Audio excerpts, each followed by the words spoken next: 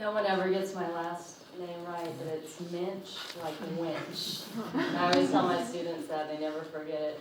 I want to thank Michael for having us here. I'm really excited. Thank all of you for coming. And I also want to thank Mathias and Jason. I feel very privileged to be able to read with them.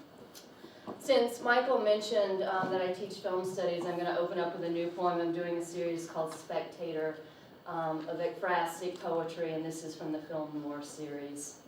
Self-portrait with pistol. A sweet little kiss-off beneath a proscenium arch, a bird singing, somebody's going to get caught.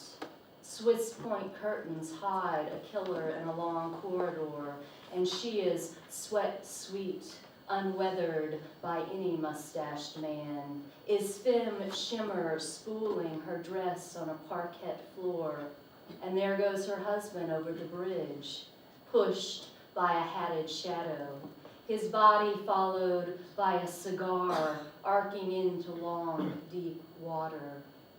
Capital divided by cost of living equals an empty cartridge.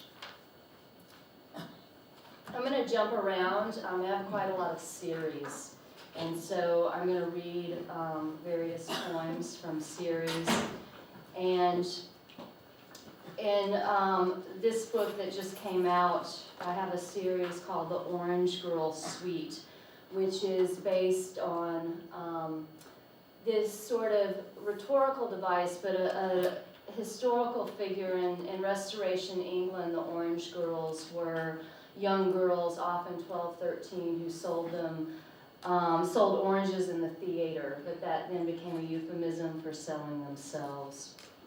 And so I'm just going to jump around. Most of the poems are fairly short lyric pieces, and I'll just leap from poem to poem, but what you should know, the titles are very lengthy, and they're all italicized, but they all are taken from the OED, Orange Girl Suite, and this is the opening and the title. Young women carrying baskets of oranges used to stand near the stage in London theaters and sell oranges at 6 pence a piece, and themselves for a little more.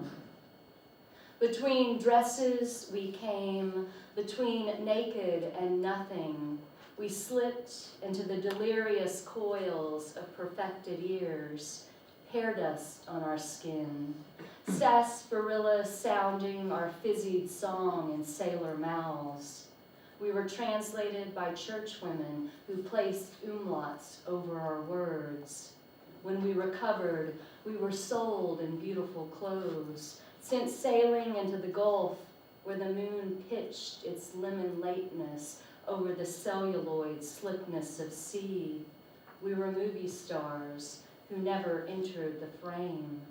We were green and gone, lisping O words in the air, ode, odorless, obituary. 3. The orange girl is generally allowed to enter an auction store, for auctioneers are mortal and sometimes eat oranges.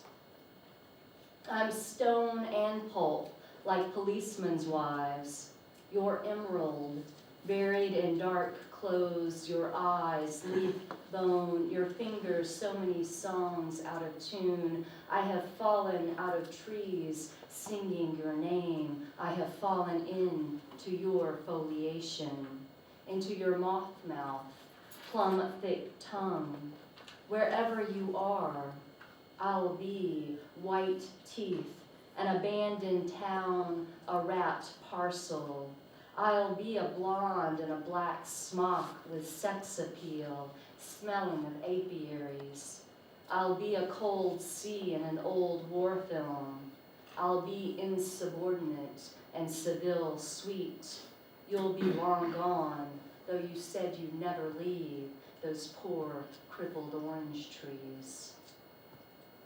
9. A cause between an orange wife and a forest cellar.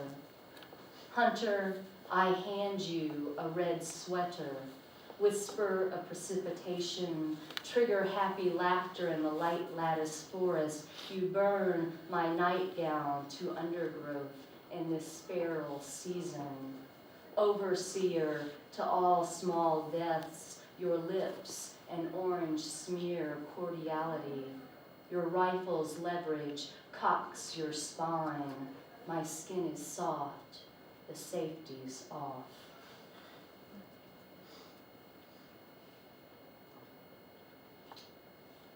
And they work their way out of this sort of entrapment, so this ends the series. She slipped out of the Moorish gate and into the orange grove.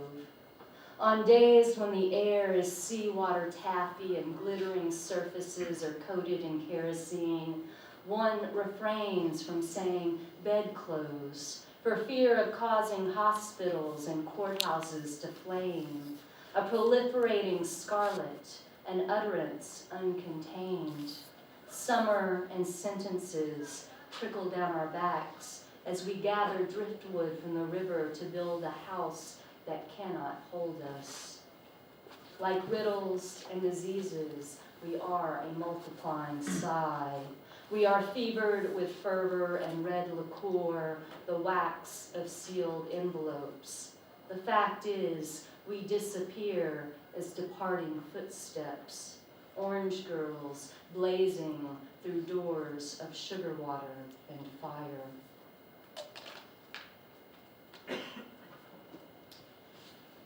I'm going to read a poem I've never read aloud. This was a response to a critic who said I had no duende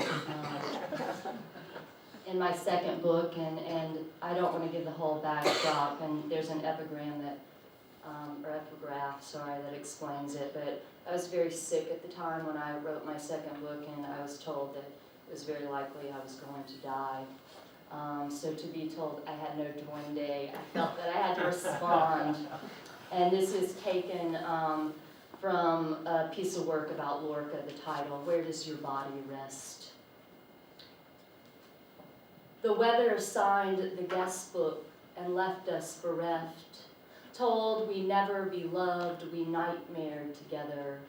Noise webbed its way through as we imagined slinging peach pits into the river, dreaming of green light and luck and chainsaws, the tender windmills of hands.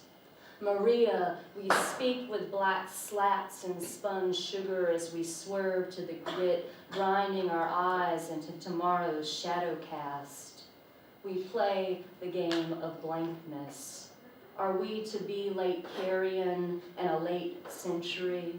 A post-it note on a disintegrating object, a colossal flame that bends to its own heat, a clean cotton nightgown with yellow bows that signal disease for lease. Maria, you say we have no blackness. We're silk stockings so transparently nude, our skin strung between fever tree and error. Your guess is gilded frame, say portrait or perishable, and still you wouldn't know insomnia from enamored. You say we have no Via Dolorosa, but cup your ear, Maria, to the gear slippage in our voices, stranded in this Arctic dark. And where are you now, Maria? Why won't you answer our knock? I'm going to switch to a couple of new things. I do a collaborative project with my friend Philip Jinks, and I wasn't planning to read these, but Mathias and I were talking about them. And Philip and I have written an entire book of epistolary poems to our various obsessions. Some are to poets. I teach film, and I'm particularly invested in the horror film. So we write to a lot of horror icons, to a lot of abstractions, to various nostalgic items. And we accrete these lines. We started, he lived in Portland and I lived in Illinois, and we started via email. And we would literally write the line by line, and then I became the primary editor that went back and sort of consolidated them. So I'll start with a more humorous, perhaps humorous, who knows at this point, And then I'll read a couple of these, but you can sort of see our obsessions come out, and this is Dear High School, because high school, of course, is one of those wonderful and hideous moments in most people's lives. Dear High School, there's no chance of us getting back together. You have disease lease for the next 5 years, and I want to be free of snow globes and lobotomies lost inside me. It's easy to caress a nightmare. Hot pink horsey, beer bruised and knock-kneed, you beat a 4-year carousel out of me, while I'm still spun undone by liquor locker whispers. Levee heave, ghost-written intestinal graffiti. Marked by music, walking Egyptian through shoulder-pad hallways, bangled and feathered, periodic charts, charred remarks, your chemistry's all wrong. So it's bathroom rumors dealing with difference, of French kisses versus domestic petting, and who's still a bedwetter. This year's dead, marked for a charcoal yearbook box. And this one was to a figure that we were both sort of taken with. A young girl in the Gaza Strip was bulldozed, and this was in the 90s, and her name was Rachel Corrie. She was 23. Dear Rachel Corrie, hybrid of light and dirt, bright as a lemon pinwheeling in a pitcher of blood. There is no flesh like yours, neither before or after, knotted not from not knowing, but beneath rubble. A spotted bird's egg floats in its blood dress, startled portent potential, elaborate rung riddle, the force of which pushed itself outward in elegy. You just can't imagine it unless you see it. Bone black combat boot, grinding opalescent, halted haunts, hunting tumescent scent, but bludgeon return of bulldozer's bellow. Gear slippage, rock on bone. Though she once lingered in music, skiffed in her brain was a little story locked and near, shippy thin, knocked on consciousness. The cry I bring down from the hills belongs to a girl still burning inside my head. When I got to the river, she, the only one living, the rest of us are dead. And I'm just going to switch. This will be the last few pieces I read. I'm doing, this is my most recent, and it's a series of centos. And once again, they're very short lyric pieces, and I'll just read a couple of those. I think I have 3 of them. Wolf Cento. I saw my life a wolf. I saw my life a wolf loping along the road, a glint of bone, visible and then gone, a landscape altered. Ideas, hair, fingers fall and come to naught. A shirt blows across the field. A shrug of stars as flowers go out on the sea. Maybe the whole world is absent-minded or floating. The flower, the weather, the room empties its mind of me, the sea pulse of my utterance.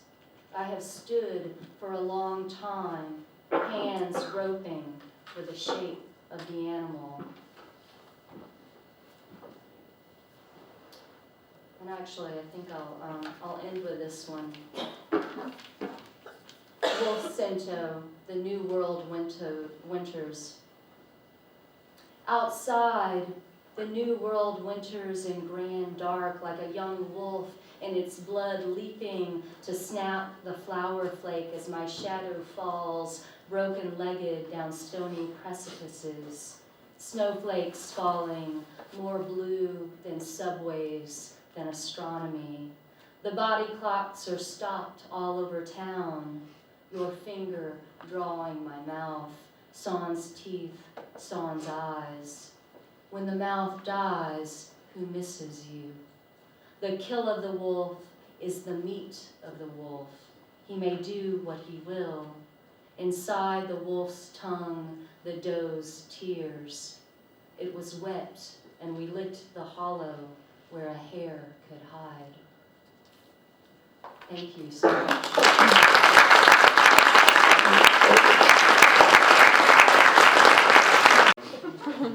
Soon. But I'm not going to tell you when. So you have to figure it out for yourself. Mathias. This was my first book. It's called Destruction Myth, not Deconstruction Myth. Thanks, Michael, for having me here. And thanks to all the students I met with earlier. It was really an honor getting a chance to talk with you about your poems and my idiotic ideas about your poems. You guys are really awesome. And thanks to Simone and Jason, and to Jason's posse.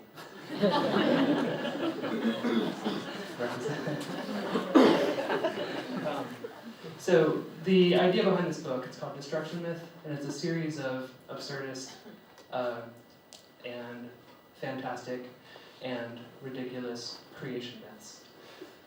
So, creation myth.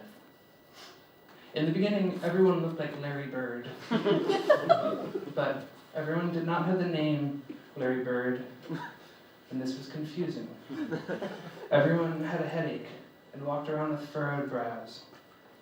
Headaches hadn't been invented, and when people described the pain, they said, "An angry Larry Bird stands on my neck," and "My head is Larry Bird after missing a layup." Even the babies were the size and shape of Larry Bird. Since everyone looked like Larry Bird, they avoided extravagant events. All the clubs shut down. No one could watch a Larry Bird dance without understanding that they danced like this. Pursed lips, flagellum legs, arms like wild fire hoses. The real Larry Bird retired to his basement. He wore magnifying goggles and built watches of smaller and smaller dimensions. He built watches so small he needed a microscope to affix the springs and levers in the right places. He built watches so small he called them cells. He built watches so small he called them atoms.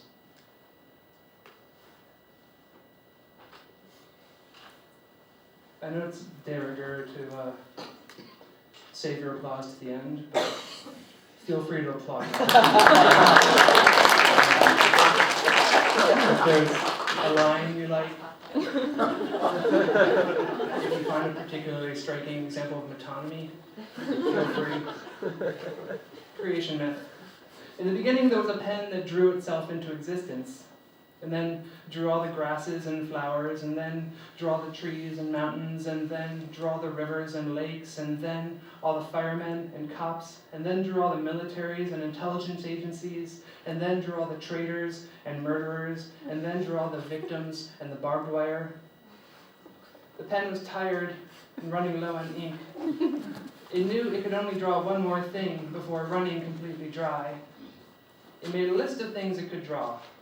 Art, breakfast, books about insects, bags of oranges, fancy handmade glass paperweights. But at this point in its list, it ran out of ink. Without any ink to move itself, the pen was stuck and had to watch as the militaries outlined in his own confident black lines fought against each other, as the traitors with their expertly shaded dark eyes threw their outlines of hand grenades at each other, as the murderers spilled blood in the outlines of flowers, the blood shaded in with thick black cross-hatched lines. If I had it all to do over again, the pen thought, I would have first drawn another pen, drawn jars of colorful ink. It's not so bad to see blood spilled over the world that I've drawn, but it blacks out all my lines. And the pen's correct. This is the first rule of aesthetics. When they are soaked in blood, there is no difference between one tree and another, between a traitor and a soldier.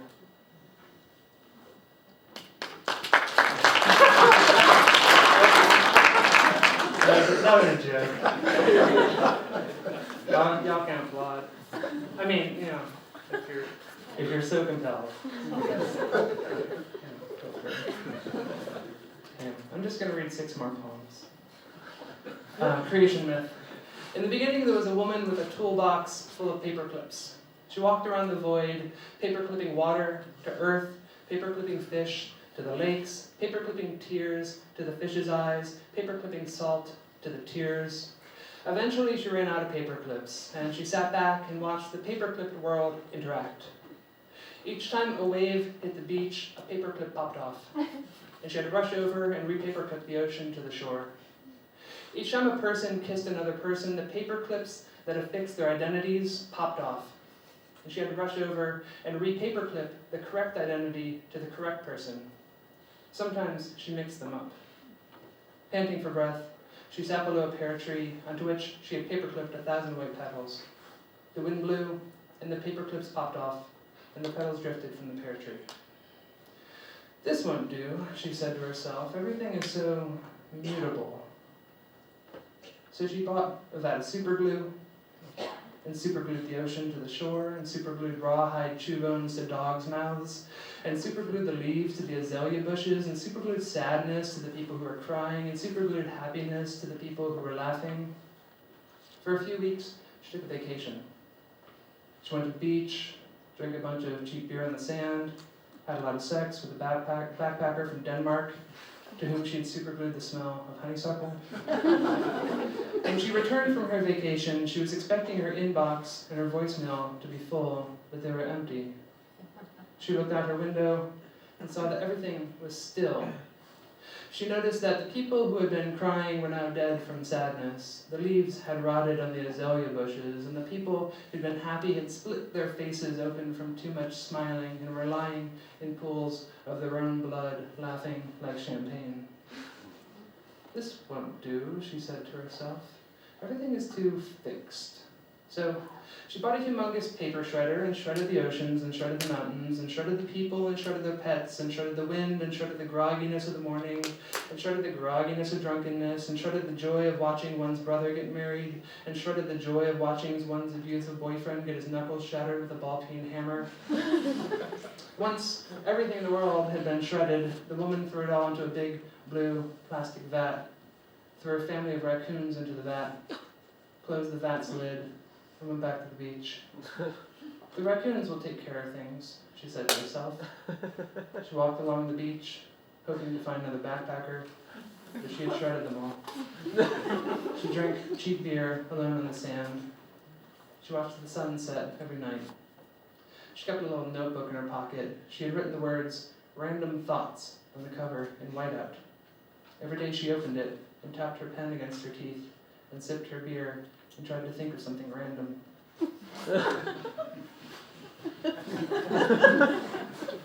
Creation myth. This one's a true story. There was a bunny with a broken leg and a mink with an empty stomach. Somehow they coexisted peacefully and were able to create the world. When Hollywood heard about this, they sent out a team of idea people to meet them. The idea people were so crass that the bunny and the mink uncreated the world. They drank up all the oceans and hair-dried all the clouds. They knocked down all the mountains and flicked the switch that turned the sun off. They sat together in the darkness, neither one really knowing what to say. The mink leaned over to the bunny, put his paw on his friend's shoulder, said, "Well, it's been a wild ride," and bit the bunny's throat out.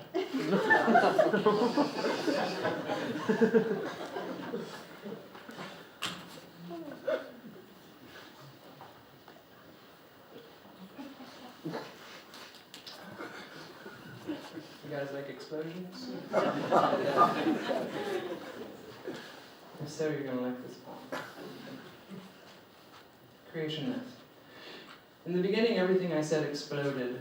I would say, "I'm holding a glass of ice water, and the glass of ice water would explode." I'd mumble to myself, "Where's my cell phone?" and hear a small boom in the bedroom. My first word was "Daddy." After that, I didn't speak for 10 years. I tried to use my explosions for good. I said, "Shuffling feet," and never heard that scrape again. I said, crooked politicians, but the next day there was a new batch of them giving press conferences after the memorial services. I almost said nuclear warheads and then decided that this might be unwise. I made a list of words I could not say, words like oak, mother, pills, words like journalists, femurs, and workers. I'd walk around with my buddies after the bars closed, and once I forgot and said, that Dan Rather is a respectable news source, huh? And everyone froze and Sutter punched me in the shoulder. It took weeks until there were new newspapers, and they were all a little thin. I told my fiancée I loved her, and just like that, the love was gone. In the spaces where the things used to be, in the craters left after the explosions, a new kind of mold grows. It grows orange on some days and yellow on others. It grows quickly and always toward me. I'm not sure what will happen when the mold reaches me, but I hope I will be brave. I hope I will not say the word mold. There is so much I should not tell you. I know your name is Seashore, but your name is Animal. It's my name too.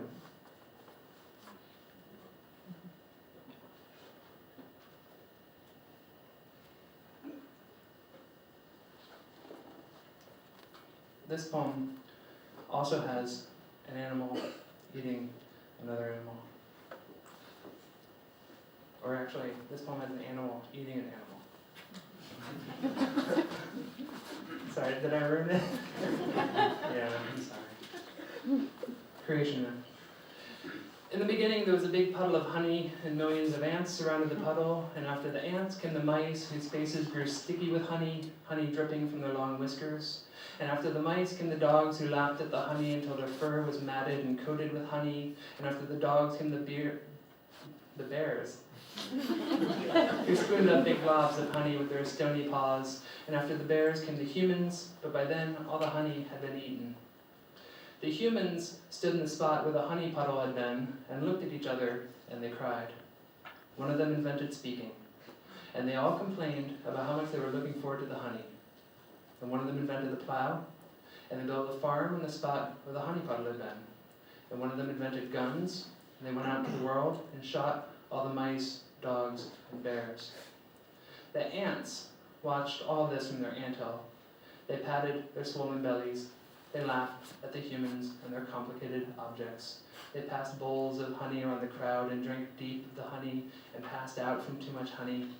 So they did not see the humans inventing a new kind of ant that feeds on honey-eating ants. Once the ant-eating ants ate all the honey-eating ants, they turned on the humans and ate all the humans. Once the ant-eating ants ate all the humans, they turned on each other and ate each other. Eventually, there was only one ant-eating ant alive, the only creature alive in the world. He returned to the spot where the honey puddle had been, sat down and watched the sun set over the foothills, and then ate his own thorax.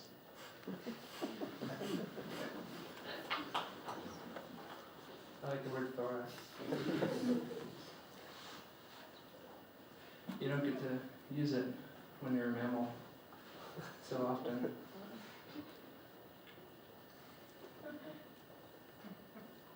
You guys like mammals?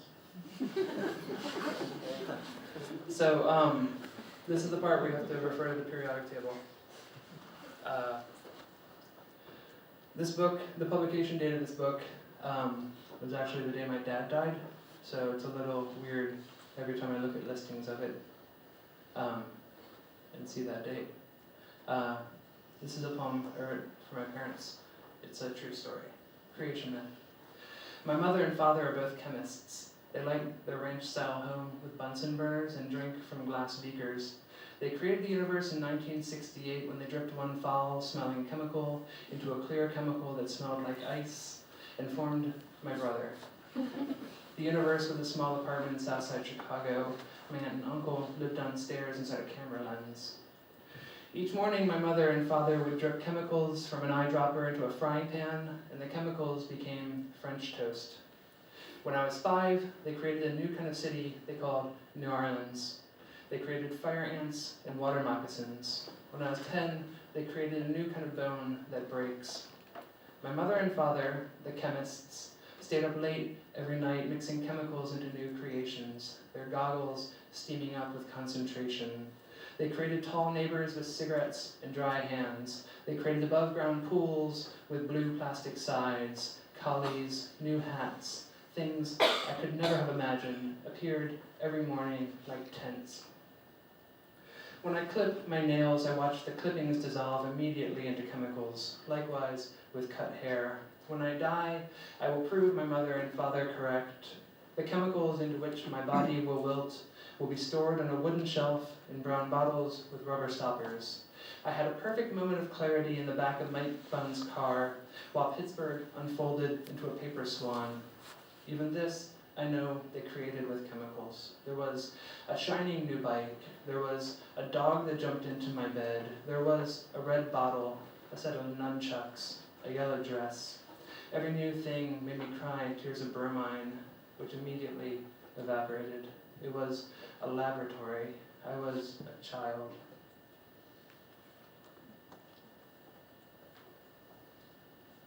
Creation myth. In the beginning, I was a thesaurus. In the beginning, I was 5 years old, walking through a fire ant hill in Louisiana. My first memory was the pain of their bites, how my father picked me up and washed the ants off my legs and my screaming. In the beginning, I was a tree limb in the backyard. When I mowed the lawn, I piled the clippings between the trees, a magic space of decomposing hair.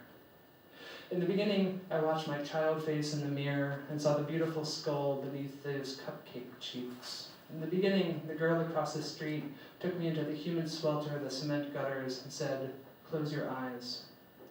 In the beginning, I wrecked my dad's Volvo into a tree, driving out of a park at 2 a.m. with the cops chasing after us. In the beginning, I could not stop reading all night, how hot the covers, how cold the night air through the screened-in windows. In the beginning, I opened the door and saw my older brother crying in the dark of his bedroom. I closed the door. No one spoke in my house ever again. In the beginning, I met a girl with red hair. I never thought we would one day be in love, and that we would one day not be in love. In the beginning, my mother and father met at the waterworks. In the beginning, my grandfather took my grandmother dancing, and that night knew they would be married. In the beginning, there was a mountain. In the beginning, there was an ocean. In the beginning, there were 12 kids in the basement of Ellen Caskey's house reading the wallpaper to the fry cooks. In the beginning, a man screamed into the mic, and the floor was a mass of living papers. In the beginning, my stomach hummed with streetlights. Years later, my older brother told me it was not my father who picked me up, but him.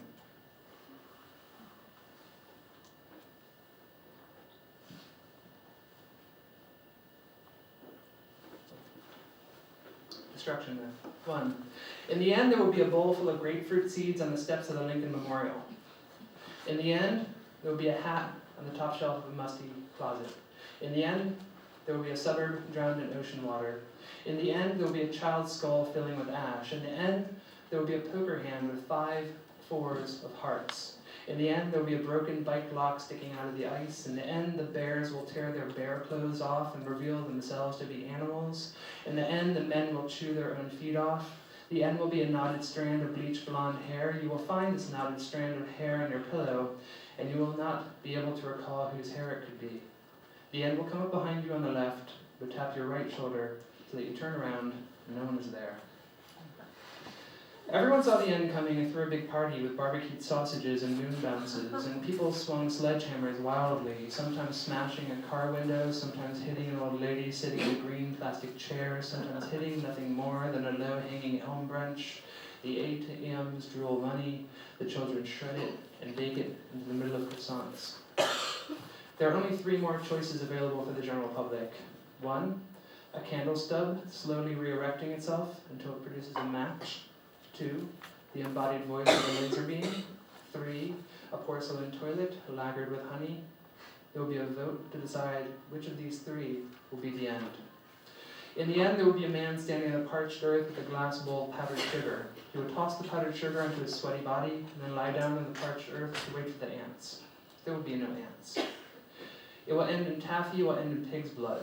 It will end with the bears and the lions fight to death. It will end a year after the forgers are arrested. It will rain, there will be thunder, there will be salt water in the pantry, there will be lightning in the shed. Everyone will gnaw their hands and feet off and then desperately try to use the remote controls. Everyone will wear undergarments of cellophane. Everyone will line their mouths with tiny bricks of sugar. The cars will inherit the earth. The power lines will inherit the earth. The barn swallows and ducks will inherit the earth. The unused drawing pads will be given to the thrift stores. There will be a problem with the swimming pool. There will be a disturbance and no one answering at 911. The ending will be a glass of Kool-Aid, poisonous Kool-Aid.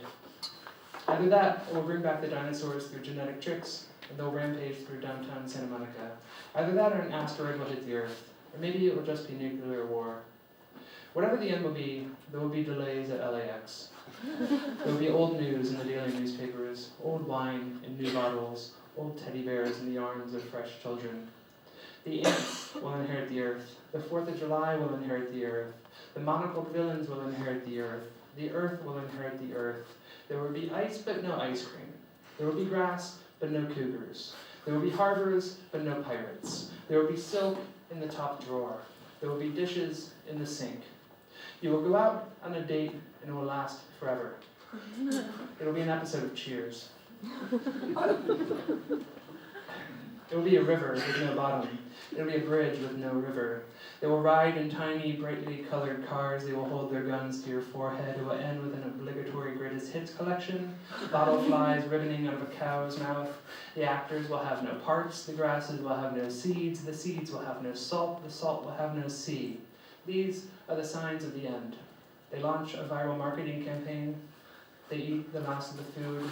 They kill one another with bombs. They kill one another with stones. The rich give their money to the middle classes. Music schools allow talented kids to soar.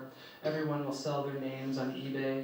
There will be 50 different choices of toothpaste. The panthers lie down with the kindergartners. The flies swarm and eat the pedestrians. The oceans become blood again. Years later, the history textbooks will refer to the end as the intervention. The priests are excited about the end, but the politicians consider it problematic. The bakers continue baking their breads. The librarians stay on the phones too long. The ranch is overgrown with sawgrass and timothy. The sun defies the shadows. The mice eat the snakes. The tildes destroy the asterisks. The vloggers post recipes for their last meal. The Dow drops abruptly. In the end, the void will be stuffed after his 3rd trip through the buffet line. In the end, Larry Bird will decide what he should have had for lunch. In the end, the mimeograph machines will begin to produce originals. In the end, everything that spoke a language will use a tire iron. In the end, the rubber. In the end, the course. In the end, the mountains. In the end, the blackberries. In the end, the now monitors. In the end, the stink of rotting pelts. In the end, the formica. In the end, the nickel. In the end, the waiting. In the end, the waiting room. Most people didn't want it to end, but then it was the end. Thanks.